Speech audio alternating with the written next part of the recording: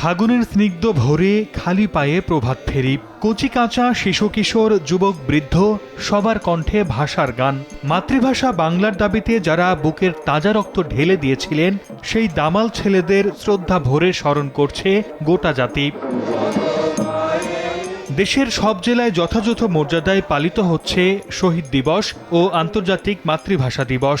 জেলার কেন্দ্রীয় শহীদ মিনারগুলোতে ছিল হাজারো মানুষের ঢল। এ সময় কেন্দ্রীয় শহীদ মিনারে ফুল দিয়ে শহীদদের গভীর শ্রদ্ধা জানায় বিভিন্ন রাজনৈতিক, সামাজিক ও সাংস্কৃতিক সংগঠন। ভাষার জন্য যারা প্রাণ দিয়েছে তাদেরকে ফুল দিতে এসেছে। আমরা চাই আমার সন্তান যেন আমার দেশের, আমার ভাষা সম্মান করতে শেখে। বাংলায় কথা বলা এটা যে কত একটা গর্বের ব্যাপার, এর মানে কোনো তুলনা আমরা করতে পারবো না। স্বাধীন দেশ পাওয়ার ক্ষেত্রে 52 21 ফেব্রুয়ারি অত্যন্ত গুরুত্বপূর্ণ ভূমিকা পালন করেছে। মহান ভাষা দিবস উপলক্ষে বিভিন্ন শিক্ষা প্রতিষ্ঠানে প্রকাশ করা হয় দেয়ালি কাপ। এতে তুলে ধরা হয় 52 ভাষা আন্দোলনের ইতিহাস।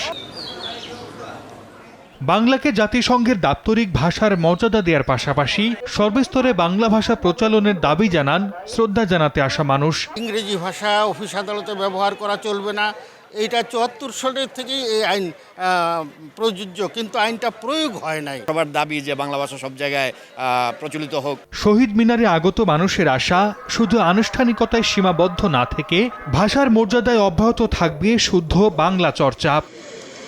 সর্দার মোহাম্মদ আরিফ, সময় সংবাদ।